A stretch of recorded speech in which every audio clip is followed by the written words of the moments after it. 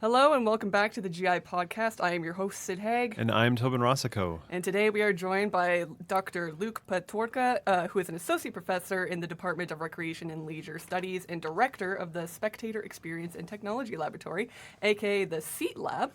We're also joined by Greg Mittler, who is the Esports and Gaming Coordinator in the Department of Athletics and Recreation and an alumnus of Waterloo's Recreation and Business program. Greg and Luke are both founders of UWIN, aka the University of Waterloo Interdisciplinary Network for Esports, which is what we will be talking all about today. So thank you very much for joining us today. We've been trying to coordinate this podcast for a very long time, so I'm so glad it could finally come together. So thank you both. Thanks for having us. Thanks for having us. Yeah, lots of acronyms there. I was just about to make that joke. Yeah, it's very UW. You know? UW does love a good acronym. I was just looking at like a bunch of the other institutes of just like every institute mostly that we have here on campus always has like a nice little acronym to make it sound good. Mm-hmm.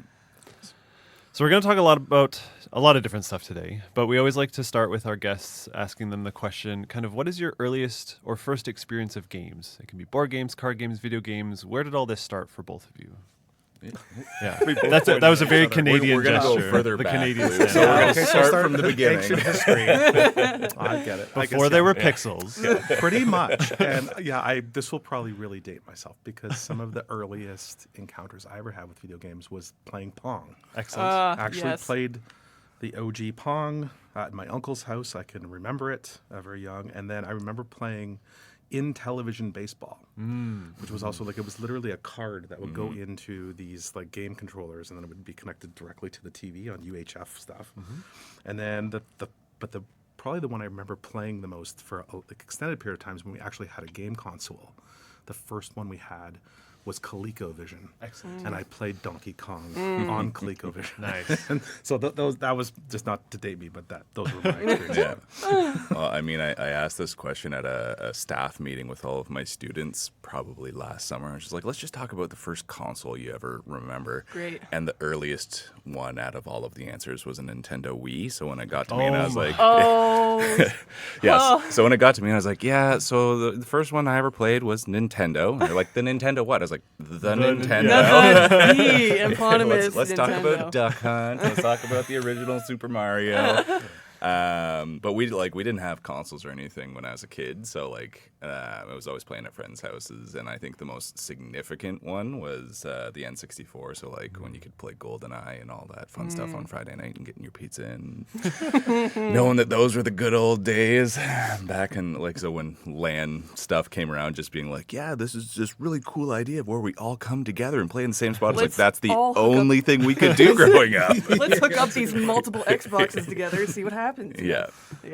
So I would say that's one of my earliest ones, or just like the Super Nintendo as well. My cousins had that, and the Sega Genesis with Mortal Kombat, and just getting killed over and over and over again by my older cousins. So I'd say that's my first memory of all of those. Awesome. No, that's always kind of like interesting of like knowing where our guests come into games and kind of the experience they have with them and how they kind of grew up with these, either the consoles or the games themselves, but also kind of like how they socialized either with family members or with friends. So it's kind of interesting to see kind of how that changes over time, especially when it had to be more in person before it all kind of like moved online. Oh yeah, and I was gonna say with that, like NHL 99 was probably the first game that my brother and I, but it was on the computer and we didn't have a controller, so you had to share the keyboard, playing one against the other. Yeah.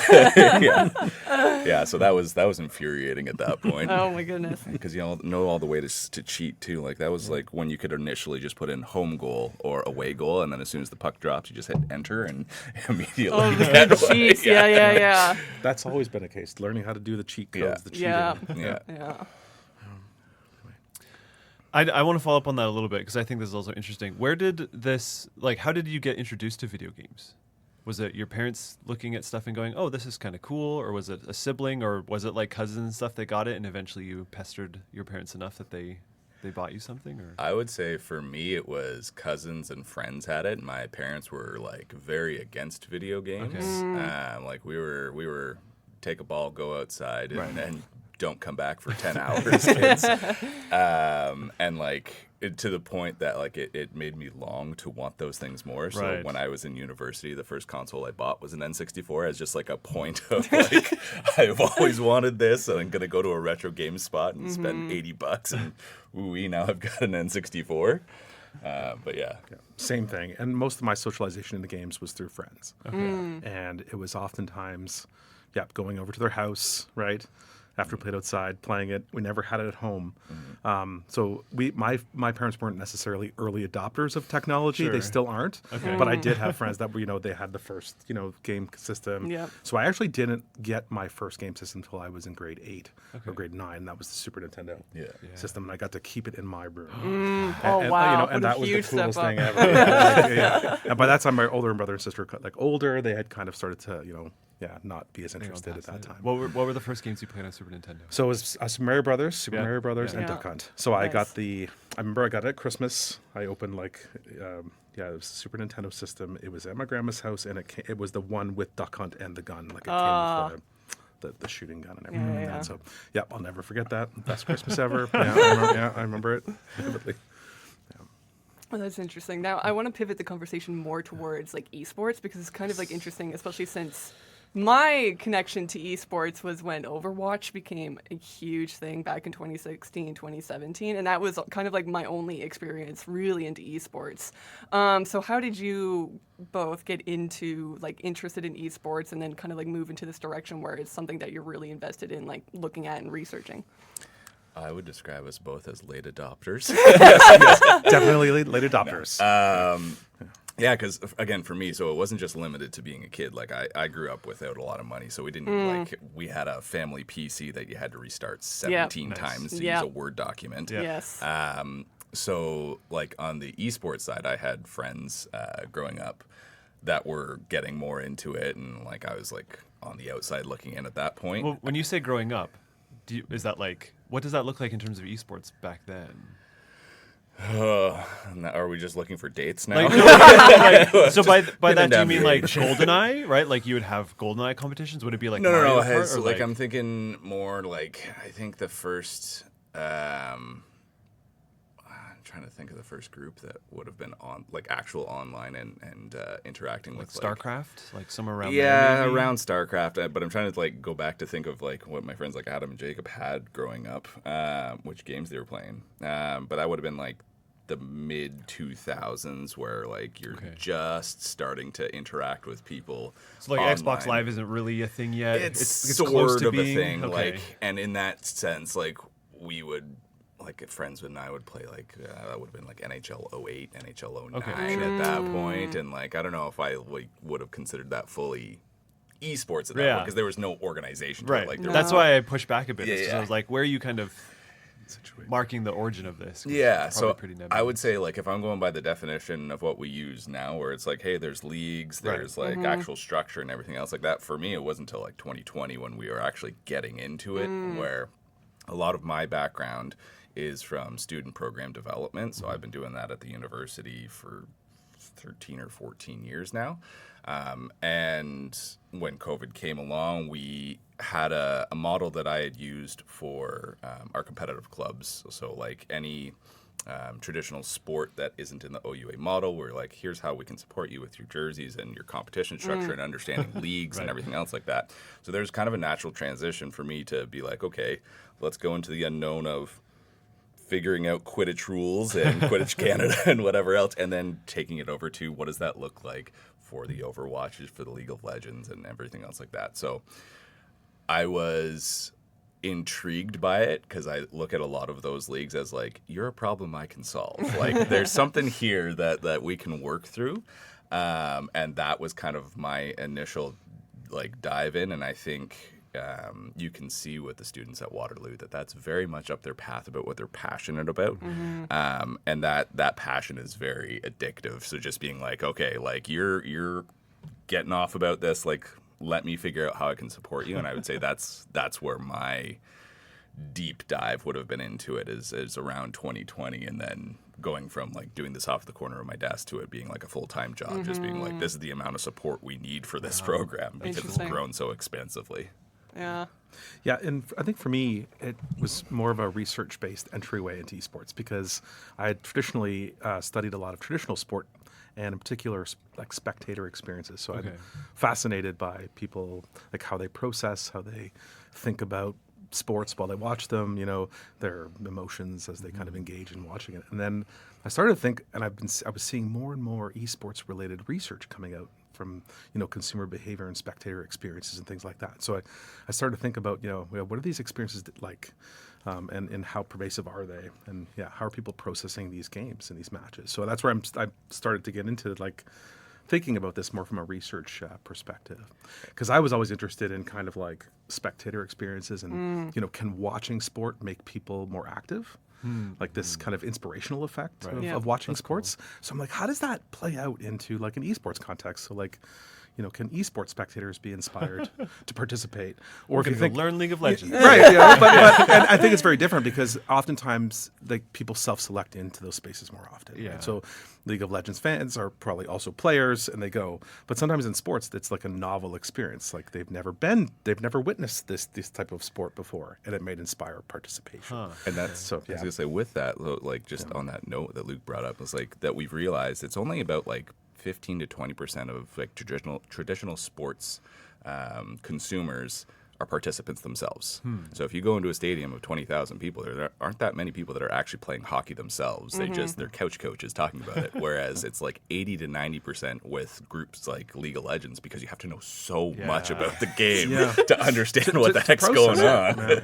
Yeah, and I think that's a big piece of it, right? And I think and for me, the other piece too is just on the whole virtual side of sports too, because I feel like one of the questions I would like to get at is, can participating in virtual sports or simulator sports, can that actually drive participation in the real world too? Can those be entry points into the real action? Same thing with hockey or basketball and video games. How can that translate maybe into real play? Yeah. So it's a different way of thinking about getting into sports, and how can we do that through gaming and technology? And that's kind of something that drives me. And then something else that, like, from the introduction that you had shared. So Luke and I have known each other for a very long time, and what I have done kind of as an aside is being someone that has come from a traditional sports background in athletics, is then saying, hey, for all of you folks that don't think you have a space in esports or that it's too complicated to understand or whatever else, here's your entry point. So like Luke and I talked very significantly, like early on, and Troy as well, Troy Glover from Recreational and Leisure, just about here is where esports fits in the sports model, and here's how much you probably already understand about what this model and network looks like. So here's how we can continue to explore it and expand upon our understanding of it. Exactly, and I'm thankful for Greg because I don't know much like about the context of esports. I'm learning about the gaming industry, the big esports games and opportunities. So yeah, I'm thankful for Greg because don't know a lot. I'm still learning through this this journey. It's so interesting because on the side of esports, like the games that come out that kind of try to support this kind of like competitive play, this team play, there's a lot of tweaking that has to go on behind the scenes by the developers themselves, which I don't think we don't really consider on the sports side, because these games have been tried and true for who knows how many decades. But when there's a new game that comes out, usually it has to figure out in terms of, is everything equitable? Is there is one team kind of nerfing it, or is one team kind of really overpowered over here? So how can that be adjusted and make sure that it's kind of equal? But I think that that's a great example of coming from a traditional sports background. That does happen all the time in traditional sports. So you think back the to boosters, or just in the NHL, they made rule changes because Martin Brodeur is so good at handling the puck. We're literally changing the lines after 200 years because of this player and what he does. Interesting. So again, from having folks that have different backgrounds, just saying there is a middle ground in here, and there's a lot more than you realize. Or even with my colleague Anna, who just started with us full time, which is amazing. Shout out to Anna because she does so many Gen Z translations for me about the world. That's really needed.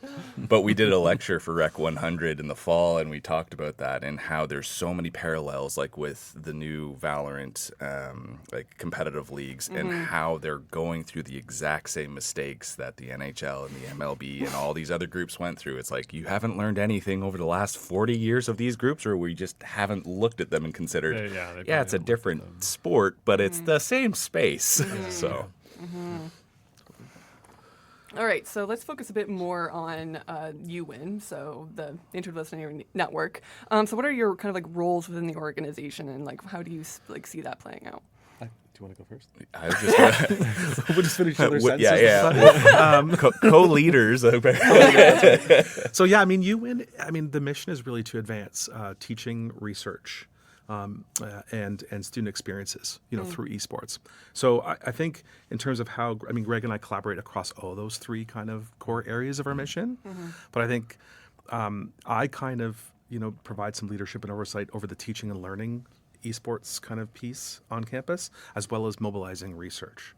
So specifically, I think, in terms of teaching and learning, one of the things we're trying to mobilize is a interdisciplinary esports course that we could probably, facilitate across faculties on campus. And then the other piece for the research is trying to mobilize some grants and trying to get some core facilities and equipment and spaces for us to research. And I think so. Those are kind of the two pieces. And then Greg is on the, much like brilliant on the student experience side and starting to build out our new space on campus and providing programming and opportunities for esports participation for students. So. Yeah, so I would say like that's most of the line. So mine, like Luke had mentioned, mine's a little bit more on the student experience and the student programming side, but it's also on the external outreach. So I sit as a board member on Esport Canada Post-Secondary and also with the Waterloo Region Esport Commission and giving them guidance on how to develop on a, I would say, a citywide scale, a tri-city scale, whatever they want to call it,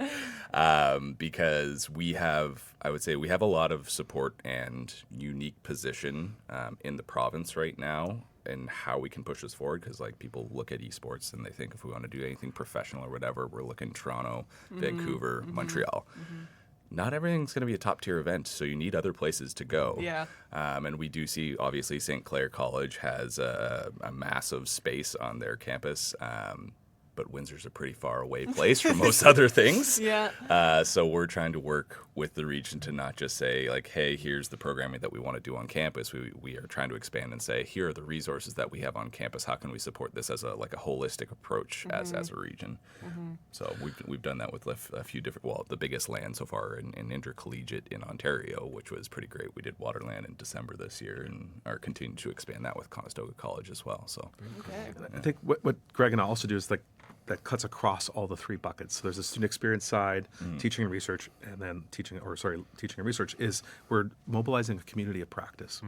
So around all these kind of areas, so bringing staff and researchers and industry professionals, students together to jam about esports together and kind of learn from each other what they're interested in, how they think about esports, why it's important to them. So we've been starting those discussions across campus. Yeah, and it's been pretty awesome. Like diverse group. Like there's all kinds of people interested I've never known. Yeah, like so it was interesting. Like we had this. We're like, okay, well, who researches esport on campus, right? And so we actually partnered with the Office of Research, and they did a big search through their special databases and found, we asked for anyone, like any researcher that's published a paper in the last 3 years in the title or the abstract that had esports. And there was like over 100 different faculty members and researchers that had published in the space from like every faculty. So like every faculty is like, researching and thinking about the esports, and so we're bringing those people together into one space and having topics and issues and discussions around that. Those ideas. And not to even jam on that further, but like Luke's saying across the board, so we did a presentation at Esports Insider, their next gen event, a month or two ago, and there was a participant in the audience that had kind of a very I know everything sort of rhetoric with us back and forth, and tried to say, well, it sounds like you're trying to eat the elephant in one bite, and I took it very personally because I was like. Well, if you think about it, we've already done this. We have students that are putting on programming, so student program experience, check. As part of their class, as a practicum, check. And we're doing research at these events, check. All in one swoop. That's not problematic or hard to, crazy to do. It's just, it's same resources as long as you have the vision of saying this is what we can do in one easy effort. Exactly, Greg. And I think what Greg and I are trying to do is bring and is to have a space to bring people together, like a network, because everyone's doing their own thing and no one really knows how they're, what are happening across campus as it relates to esports. So we're kind of facilitating a space for that all to come together. And I just spilled my coffee for those of you listeners at the same time because I talk with my hands. So anyway, but yeah, so that's what we're really trying to do. Yeah. I know that you both took a trip to the University of Warwick not too long ago. Can you tell us about what that kind of experience was in terms of the types of relationships that you're trying to build, especially since that's all the way far away in Europe? So Yeah. So I mean, for context, originally we started working with the University of Warwick in 2021, I want to say. So. It speaks volumes to the support that we've gotten across campus. Like I think that I tell this to my students all the time that we had the VP International make this connection for us on a call on a whim, just being like, hey, this university is someone we potentially want to do some work with. They also have an esports program. I think they're pretty good at it. Let's just set up a call. So initially from that, whenever it was ago, I actually took a group of students. What year was the Commonwealth Games? 2022? 2022. Yeah, so I took a group of students to the Commonwealth Games to help facilitate components of it because it was the first time they had esports at the Commonwealth Games. And that was 2 weeks with the University of Warwick and their program and some of their program developers. And they have a very similar approach to what we do, but they call it creative technologies. So when they pitch and say, hey, this is what we try to do for development of when students come here, they're going to have X, Y, and Z skills by the time they graduate. They use esports as the platform, excuse me, but they also put it for like TV broadcasts and event development, whatever else. So from there, we've continued conversations with Claire and Rachel and Jack. Well, Jack's not there anymore, but Jack did so much work for us. And we said, okay, we want to take this relationship a little bit more seriously, so let's go over and figure out, because they're one of the top schools in creative technologies in all of the UK. And they're very open to collaboration in some of the programs that we've done. So we went back and said, hey, this is where we're trying to navigate research now and areas that we haven't quite touched on, and you have a little bit of a further developed program. How can you teach us what you've learned and what can we do to support you? So that turned into, I think, a marathon of 16 back-to-back meetings over 2 days. But it was like the most energizing conversations we had during that time. It was amazing. And I think for me, because coming into the space, just seeing how much demand there was from students for esport experiences and opportunities, like it was amazing to see. And it was also interesting to see that they had the same challenges starting to think about what we're trying to do in the network, particularly around teaching and learning.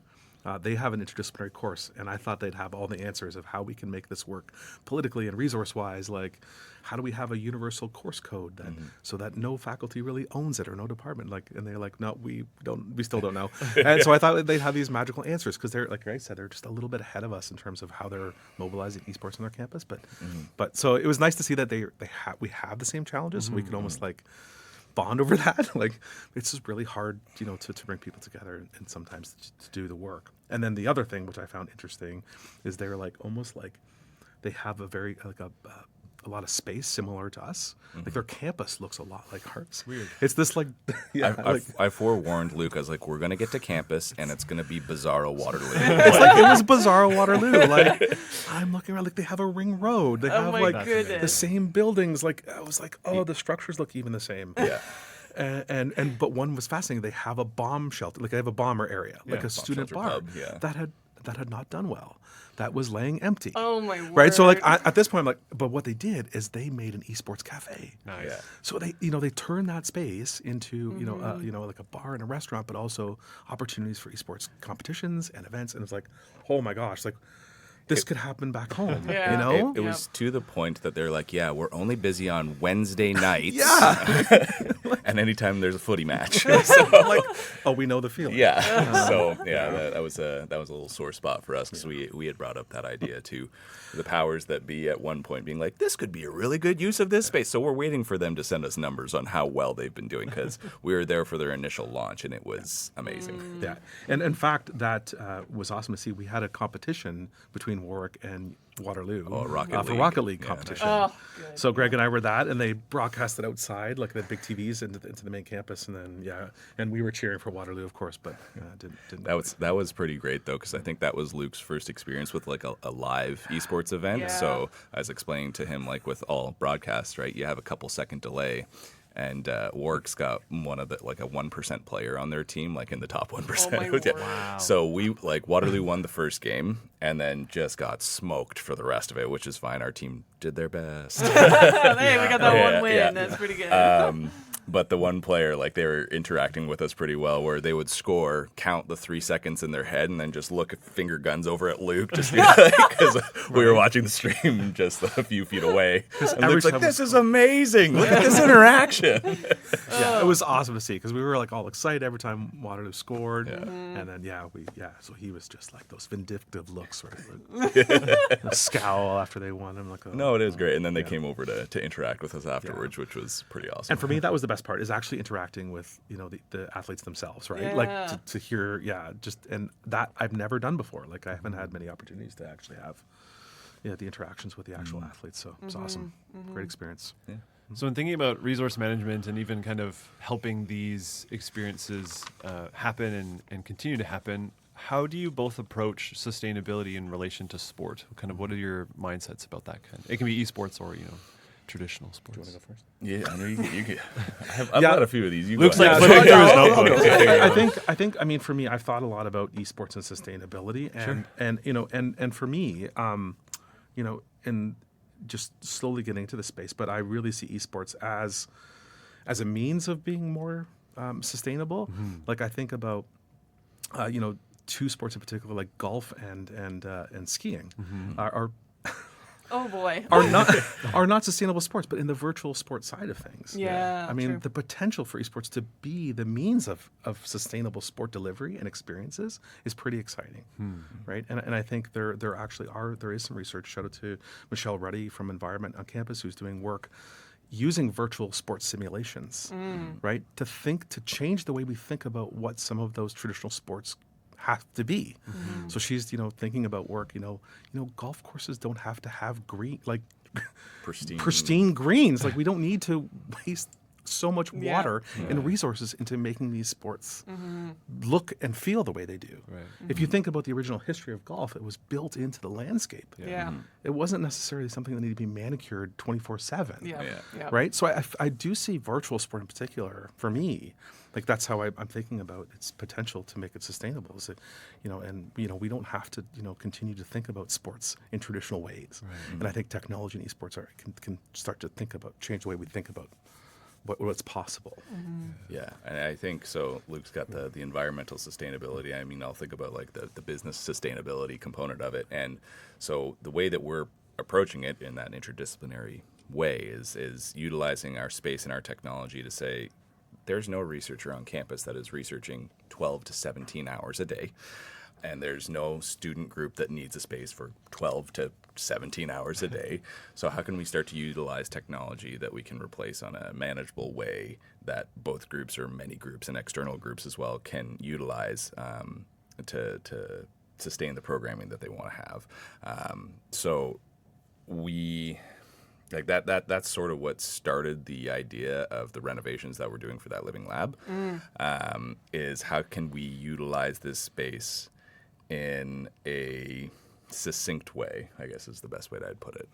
Exactly. And multiple user groups, and all kinds of different stakeholders that are interested in esports can use those spaces. It doesn't just have to be, for programming. It can be for research. It can be for teaching and learning. Yeah, and a piece of sustainability too is just like removing as many barriers as you can, which was our main component, is like that the amount of students. So we have right now probably the only one that I've seen a mobile setup for like a PC cafe. So we have 20 different PCs that we can set up pretty much anywhere as long as the internet's fast enough. And we had purchased that equipment through an Ontario tourism grant with some support from the Waterloo region. And the reason that we wanted it to be a mobile setup, not just because we didn't have a physical space yet, was because now we have the ability to go out into like elementary schools, high schools, all those other groups, that they have a desire. Like there's definitely students there that want to do something with the school, Yeah. but the schools don't have the resources or sometimes the know or the wherewithal to do it. So if we said, hey, another example of our students that can go out for a class, learn how to program for them, get the experience, and then have something we can research of the students that take part, is another component of both sustainability and removing barriers as much as we can. Yeah, because I always think that's always a larger issue when people are trying to figure out how do I get into doing this sport or this activity. It's always the buy-in of like the equipment that costs like a few $100s to a few $1,000s, which is on both sides of, like, I built my own gaming PC, but that was like over months of specifically trying to see if I could get deals for certain parts and then building it. But then also the same thing for any sorts of equipment. So if you're trying to get into hockey, like that's a lot of equipment you got to buy up front. And so another component of that, like as you're describing that, just ringing off my head, is like, not only do you have to buy all that equipment, now you need to get from city to city to city to city to go and compete. Whereas anything with hybrid sport or virtual sport or esports is, as long as the internet is fast enough, you can participate. Cool. So like we give you a space, and like all of our teams don't go to the other schools. So like our Valorant Gold team, as an example, would have a further reach than any of our like traditional sport varsity teams, because they're playing teams down in Texas or whatever else across the U.S. And it doesn't cost us anything extra. That's super cool. Yeah. And I think the other side of the sustainability piece from the operations side of things is through research in our network, because we have opportunities for grants. We have opportunities for funding, you know, to get equipment, to get more spaces, and to help remove some of these barriers, you know, through that too. So that's really what we're hoping, fingers crossed and toes crossed, all managers, you know, to make sure to see if we can get some sustained funding injected into esports on campus that can benefit a lot of different stakeholders. Yeah, and I mean, kind of on that note, if there's anyone listening out there that's in the private world, we can also help. Could use but we could also help with research for anything you're looking for. That's true. That's true. And we have a living lab to do that. So let's talk about that living lab. So you mentioned you're renovating a space. Yeah. What is essentially a living lab? How would you describe that? And then how is that different than a dead lab? Is that that? The stationary lab? Or? I don't know the parlance of this kind of stuff. So a living lab, I mean, the way that we kind of conceptualized it for the purpose of the network is that it's a lab where it's not just benefiting one group, user group. Excellent. Okay. That it benefits faculty researchers, right, to connect directly with people that play esports and athletes, right, in their own research. There's opportunities to streamline perhaps some ethics protocols to bring those two stakeholder groups together. Okay. Yeah. It's also a space for teaching and learning. So we're actually thinking about designing some of the course offering the interdisciplinary course to be actually facilitated in the lab space. Cool. Right? And then also just the programming and student experience side. So it's in use for multiple groups. I think that's really what it means living to me, is that it's not just for one group of people for this use. It's multiple uses of the same space. But, Yeah, I think you nailed that one. yes, A+. Yeah. We've mentioned quite a bit about like the kind of like interdisciplinary nature that you're kind of moving towards, especially with building up this course and building up this space. Why is that kind of like an important aspect to highlight with like in esports in general and also the work that you do? I think through esports and gaming in general is, just to kind of go back on it, there's a lot of myth busting that you have to do around it. So the first 3 years that I went through is having to explain that our top tier players don't just sit in their mom's basement with Cheeto dust fingers slamming Red Bull. The Red Bull part I can't argue with. That is 100% true. But everything else is just like,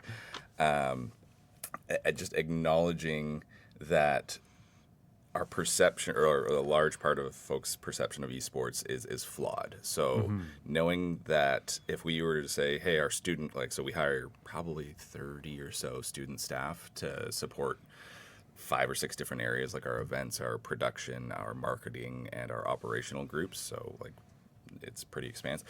Most people, if I were to say, hey, you want to get into esports, they're probably going to think, I need to be in STEM. I need to be coding. That's the only way to do this.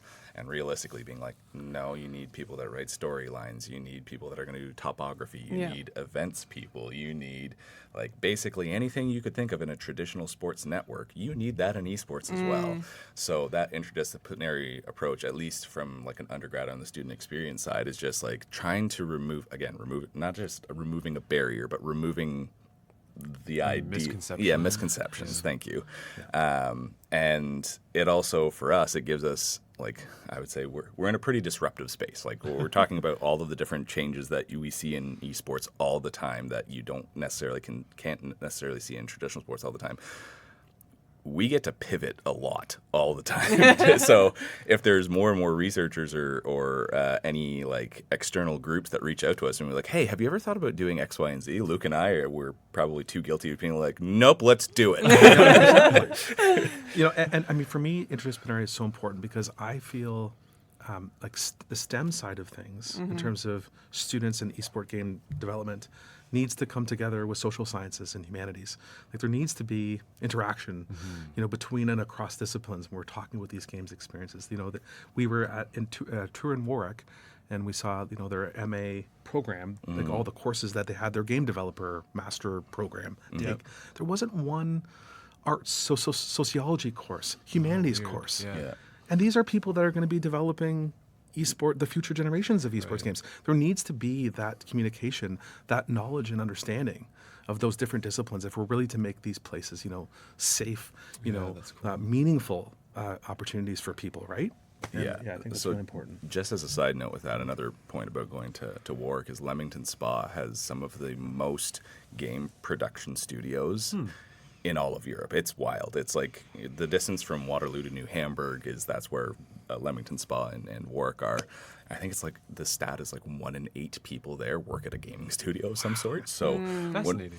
So when we had these conversations saying, okay, like if you're trying to be progressive in any of these games and you're not teaching your students anything about that, how are we going to break any of these cycles that have problematic storylines or like, and any of the issues that you'd run into in the games? Like, how can you cut off the issue before it becomes an issue? Or address it so it doesn't become reinforced. And that's through knowledge and education and courses and training. And I think that's really important. The other big interdisciplinary piece, which really makes our network unique, is the interdisciplinary nature of like practice, and by practice I mean like athletics and recreation department and faculty that are leading this charge, right? And other initiatives that were funded out of this are just all academic, right? And so this is such a great interdisciplinary way of thinking about esports. Like, I think as researchers we forget people actually participate in esports. Do you know what I mean? And I think like that's where it's a great partnership is we get to see it and connect it directly to practice in the spaces, right, in the network. So so anyway, hopefully that makes sense. Yeah, and I think that's another thing, just going back to the Living Lab, about what we've been selling to a lot of the researchers is like, what's the hardest part of your research if you have people involved? And a lot of the times it's getting people. So we're finding creative ways to incentivize participants to take part in some of these studies and whatnot. So it's beneficial in multiple ways for both parties. Absolutely. So thinking about professional esports, or maybe this applies to what you're doing at the university level, have you noticed kind of any advancements that you're like trying to keep up with? And so I don't necessarily know if I have anything in mind when I ask this question, but from a hardware side, I know like, if you're on a stage, the monitors they're using and all that kind of stuff are like the top of the line, refresh rates and all that kind of stuff. Is there anything other than maybe the hardware? Like, are the kind of games being played differently? Are players being trained differently? Anything like that you're noticing and trying to keep track of? So to not give away too many of our competitive secrets to anyone, no. So some of the things that we are prioritizing, or that we prioritized right off the bat, especially being in athletics and recreation, and I guess I should kind of preface it this. One of the things that we've seen across the board is schools can struggle trying to define where esports should go. So they're like, oh, it's a student group in their student government. That's fine. They're going to do their thing. They might see a fit in athletics, And unless they have someone who's like very passionate about it, that I ended up being, luckily for us, they don't necessarily get all the resources that they need to go and take part in the first place. Right. But our approach was we want to treat this as much like a varsity experience as possible. Okay. So right off the bat was nutrition and trainers. So folks can go and have like a workout program designed for them, because we know that the more fit you are, the better your concentration is going to be, the better performance you can have long term. We've had some PhD candidates working with some of our groups. I don't think they've actually published any of these studies yet, but just utilizing things like, okay, if we've got a timeout in a game with a couple minutes left and it's been like an hour and a half of sitting here. Yeah. Yeah. Do we get everyone to get off their chairs, pump out like 20 push-ups, get their blood flowing back to their hands, their arms, and their brain? And does that give us a competitive advantage? There's things like that I don't necessarily want to look at the professional realm, because I might be wrong in all of this, but like from what I have seen so far, it's like there's no regulation in coaching. There's no regulation in any development along the way. So a lot of the times you're just getting players that were good, that played before, that are potentially teaching you their bad habits Gotcha. or their great habits, who knows. Yep.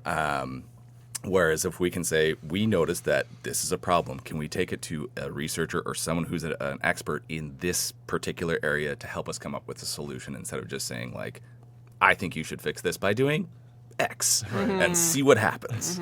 And Michael Barrett Cohn, if you're listening, there's another idea for a research project. Colleague of mine from. Well, I mean, there are some other folks Yeah, that have reached out about, like eye tracking, like Michael Barrett Cohen's group, Yeah. and just Yeah.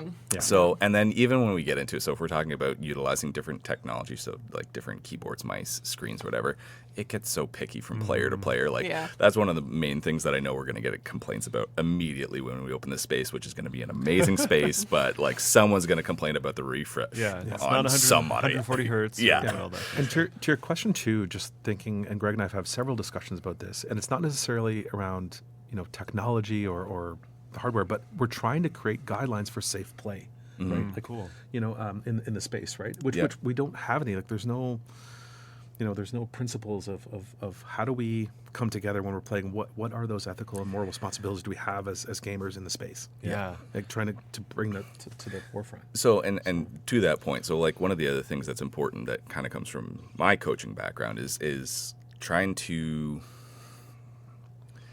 develop conflict within your group as early as possible, because one of the things that's interesting, I would say, from a traditional sport perspective versus an esport perspective, is esports can be very individualistic all the way, going, training, whatever, doing that on your own. Whereas team sports, before you get to a point that's like professional, whatever, you've got 15 to 20 years of having to be on a team and make exceptions and like understand how to act within a group. And not just rage quit, which is a big thing to manage. Whereas one of the things that we know through some of our research, or like some of the research that's out there, is putting people in the same space can be like incredibly beneficial to your team bonding and then your communication within game. And then for some of the barriers that we're running into in terms of like supporting like our COD groups out there that want to make a team or whatever, is like getting rid of the negative connotations, being like, if they play this game, they're going to get automatic guns and do whatever. It's like, okay, well, they're going to play the games anyways. What if we put them in a controlled environment that we could support them if they have any urges to do anything that's unsavory? Right. Exactly. Yeah. That kind of like, I guess, leads into one of the next questions that I have is, so part of like UWIN's mission statement is kind of like looking at esports more from a holistic point of view, especially into both the benefits and harms for participants. So does that kind of like feed into like kind of benefits and harms that you're looking at? Yeah, big time. Absolutely. I mean, in preparation for this meeting, I listed a whole bunch of harms, but I won't go. But there are issues. Sometimes these spaces can be abusive spaces and spaces that are racist and inequitable. And I think those certainly bring a lot of harms. I think on the behavior side, lifestyle behaviors, we have researchers that are thinking about implications for esports or relationships between esports and sleep, relationships between esports and energy drink consumption. Yep. So there are some important areas that we have to confront. But on the benefit side of things, there are, and we're trying to raise awareness to the benefits, because I think people go there right away, and it's like, no, there's also a lot of potential, really important psychological benefits. There's opportunities that brings people together, addresses issues of social isolation, right? Loneliness, right? It can confront that, right? And challenge that. And also, physical activity, improved cognitions, right? There's also research that suggests that there's those too. So, so there's lots of room for research in the space and to start education and training around this, right? What are safe ways to start, particularly among youth, right? How can we, not say don't do it, or just, how can we actually inject ourselves into school systems and say, these are principles of safe esport or gaming consumption, right? And no one's really ever confronted that yet, but there's huge opportunities for us to do that. Yeah, I mean, like as Luke's describing it, community benefit is like the biggest piece that I've seen personally, obviously being in the student programming, but building healthy lifestyle habits. So like that's one of the things that we try to teach our gamers too is, like, most people just be like, well, I got to grind for like X amount of hours. It's like, okay, well, if we put this into any other context, like you're a marathon runner and you need to run 100 kilometers a day every day. No marathon runner does that.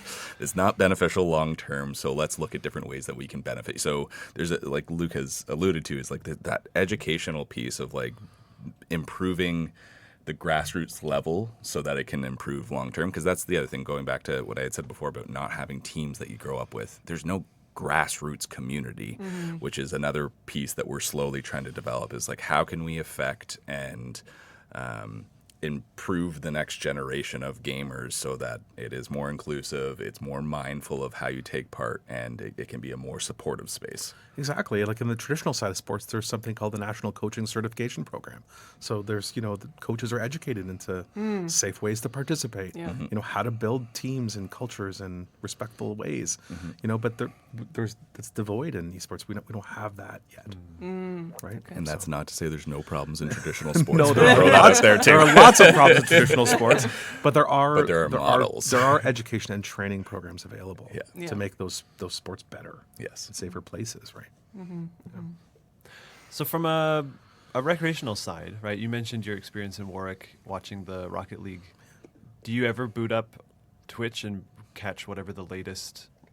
I don't even know what to call them. Are they tournaments? Are they championships? Like, I'm not sure what the terminology it depends is. on the group that you're trying to watch. Sure, Sometimes it is tournaments. So I guess I'm asking, like, for you two, what is your esport that you most watch the same way you would watch, the Jays lose continually? I like that little side. So I would preface this by saying, like, I had this conversation with Anna the other day, and I was like, I have been a diehard NHL fan my entire life. And I watch my team play maybe 5 full games a year. Yeah. So if I'm watching anything, it will likely be Valorant, because it's one of the things I still can wrap my mind around. League of Legends is the one I have the most problem with, because not playing it myself. Or Rocket League. But I would say a lot of it is I also try to give a degree of separation from a lot of things, where it's like I do this all day long. I watch our streams, which, by the way, we have our own streams out there and our own streaming teams. So at the end of the day, I would say I consume a minor amount of the professional leagues. We also do watch parties and everything as part of our events, so I'll watch there sometimes as well. But most of the times, to try to practice what I preach, I go outside and go like kayaking and whatever else in my free time. I'll say for myself, I mean, my only entryway in, again, is through research. So I have a master's student that's looking through Twitch, like trying to gather some data from the Twitch kind of conversations and things like that. But I mean, for me, my ultimate goal is to see some in-person events, which I haven't had a chance to actually to go out and experience, but that's what my ultimate goal is. To see. I mean, I wish I would have gone with Greg to see the Commonwealth Games initiative or Waterland. So and so that's really where my heart is. I'd love to see the in-person experience of an actual like esports stadium and things like that. So. Yeah, and like to that note, for anyone in the community, we've run Waterland, but we also pretty consistently run pretty large Smash tournaments that have had like 100 plus participants. Like some of the top 10 players in North America come out. Oh wow! Like, so and those are examples of like we at that point we have one full-time staff member and everything else is student-based, and like the students that go and put on the production, which has been pretty unique and pretty fantastic way to develop the program. Do Do you think, or I guess, do you project that esports will continue to rise in popularity to the point of, I mean, could we see esports at the Olympics? Could we see... Yes, I do think Yes. it'll continue to go. I think the International Olympic Committee will need to figure out the definition of esports and what they're trying to push on folks. Where, from what we've seen so far, it's not the popular titles. Like, they would have to start working with Riot and a few groups like that. Because I guess that's a big thing for folks to wrap their mind around if they're coming from traditional sports, is like, no one owns the idea of basketball. No one owns the idea of hockey. Yeah. You can do whatever the heck you want in tournament wise. Like, you Yeah. might have to go through your IIHF or whatever else. But if Riot doesn't want you to do something with their product, they're not going to let you. Yeah. So to kind of circumvent that, seeing that the Olympics has been like, we're going to do virtual baseball, we think, and we're going to develop a game specifically for that. Well, in my opinion, that's pretty big BS, that you're not bringing the best of a developed game Yeah. that Yeah. has gone launched. So I think there is growth for that. I think, like, so one of the things that we've seen in trends for intercollegiate esports, I can't remember the full title of that study I sent off to you, but 83% of incoming students identify as gamers as one way or another. So Yeah. there's going to be growth in that regardless. And with all things, even if they start recreational, there's going to be a component that people want to push the competitive side to get bigger and bigger and bigger. So Yeah. And yeah, Greg, well done. I have nothing to but no notes. Yeah, right. I think I will say, like, the virtual, so for the IOC, they have started a virtual sports strategy for 2030-ish, somewhere in there. So starting to think about ways to embed virtual sports more in the individual side. Like, I know, like, how can Peloton become a competition across, the world, things like that. So. And I'll note to that, because that's something else that we've started to look at as well, is utilizing, like we had said, for sustainability and competition, is utilizing things like Peloton, not saying Peloton itself, but like equipment like that to start to have like a competition marking of saying, like, this is what Olympians do for training on a rowing machine or X, Y, and Z, and say, like, okay, if you are landlocked but you've always wanted to be a rower and you can't go somewhere where there's water, can you still train? Can you use, like, different marking points? That's something that we've started to explore. Like, a great example of that they did, I think the initial one 3 years ago, was with Hatto, which is like an integrative game. So you've got, I think it's like an iPhone, 15. Like, it's older technology, one on your face, one on your arm, and it's like dodgeball, but there's like shields and whatever else. So they have teams in London playing against teams in Miami because like the network was finally strong enough to start to do competition like that. So. Yeah, and I think the IOC is always looking for ways to connect with younger audiences too. And we've seen that play out in the last few iterations of the Olympics and Paralympics, particularly around surfing and rock climbing and skateboarding and a lot of different types of modalities of sport. And I think that will continue through with virtual sports and esports eventually. And So that's, it's definitely something they want to leverage. And that goes back to the point, like when we were talking about this disruptiveness of esports and the traditionalism of traditional sports, is like the IOC in general is like, there's a lot of things rooted in tradition and competition in the Olympics, which is where I think the biggest barrier is right now. Yeah. It's like, how can you pivot quickly and try to make it in the spirit of competition that they want to? Exactly, and I think they're watching closely with Commonwealth Games and Yeah. some of the other major games that are including it. Yeah. So I think, I think they're very much researching and watching to see what happens and how it might look. Yeah. Yeah. All right, now that we're kind of like coming all together, coming near to the end of it, one of the last questions that we kind of have here, just to make it a bit easier, is what is one of the most interesting things you've learned about esports throughout all this work? Just say yes and then leave. There's lots of that. Yeah, it's a fantastic question. And I think for me, Greg actually just touched on one of the most fascinating things coming into the esports space that I never thought of in the traditional sport as a researcher, is that someone owns the sport. Like, it's so weird. Yeah. I can't get over that. Like, Riot Games owns that discipline of the sport, which no one owns basketball or no one owns football or soccer. Like, you know what I mean? Yeah. So I think that for me was just, I'm still working through how that works. And then, I mean, the other thing is just, before coming into this space with Greg and before working through this network, is just the size and scope of the industry, the global reach of this is incredible, and it's not going away. And it's just exciting to be here and starting to think about these things and bring people together and jam about the potential for esports. It's just fascinating. So yeah, thanks. I mean, you said wrapping up. I got an hour I could talk about this. Maybe we'll do a part 2. Yeah. Who knows? No, I would say, I mean, if I'm going to go on that theme for a minute, one of the hardest parts for me to wrap my mind around in developing kind of a structure, I guess I would say, around how we do programming in esports is understanding how much effort is required to launch a program and seeing whether or not it's worth it for games that can die in 3 months. Yeah. Oh, yeah. Just wrapping your mind around that was a big one. But I would say on a positive side, it was just like Luke was talking about the popularity of it all. It's just the student impact that it has been mind-boggling. So the way that we have tried to approach this so far, the way that I had initially set out to this was, we're going to have good players no matter what. That just is the nature of our school and the nature of our student body. So a lot of our effort went into how can we develop staff in the recreational side, and just to see. We've had folks that have worked on our stream team that have gone on within 3 years of being I like video games, to learn everything they possibly could about streaming, and now we're doing it professionally for some of the biggest leagues in the world. Wow. And to know that there is that much outreach, and I would say community still, because we keep talking about how it's a global phenomenon, but it's such, it's in its infancy, where even within competition, Zach Dodge and I, so Zach is the esports, I think manager is his title over at Conestoga.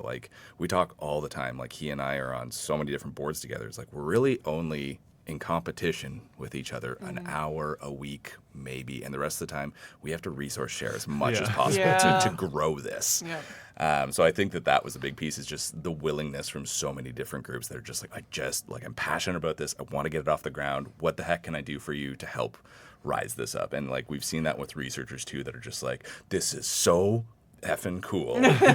How do I, what can I do? I just want to be there for you however I can. And I think that's been almost endearing, coming from traditional sports, where again, you can have a lot of supportive people like that, but if you get into the professional realm, it's a lot of forget you, we don't need you.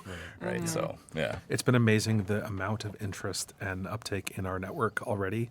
The community practice had our first meeting, we had over 35 people that showed up, staff, faculty, research, everywhere. So that to me is oh my gosh, we're striking a chord on this campus. And it's nice to see. To the point of those 100 researchers or whatever, we reached out to I think the top 30, and we had almost all of them show up. Wow. Just that's impressive. Absolutely, let's go. Yeah. So it's great. Well, that's phenomenal. So if people, whether they're researchers, whether they're students, whether they're industry, was that the term you used? Yes. The people with the big deep pockets. If they want to get in touch with you, how should they go about doing that? What's the kind of the easiest way to do that? I mean, Luke's doing hands at me. I don't know the best way. I mean, we do have I should probably look up the URL for this, but we do have our website for the Waterloo Interdisciplinary Network for Esports. This is why we call it UWIN Esports. Way it's a lot of easier to syllables. say. UWIN Esports. Okay, so Google UWIN Esports. Yeah, okay. yeah. We'll make sure there are some links in the description of this episode for people to click on. Yeah, absolutely. Thank you. We also have a pretty large Discord for our overall channel for any younger students or incoming students that might come across this. So if there's people that want to take part, we have our email addresses that we can share, and then if they're want to be part of our research network, we have a Microsoft Teams group that we keep adding to and building resources Right on. Pretty much anyway. Yeah. Luke's phone number is... Put it out there. Great. Well, thank you for joining us this morning. It's really fascinating. And yeah, we'd love to do a part 2. Oh, A little bit awesome. longer. Yeah. Awesome. All right, thank you very much. Thank you so much for having us.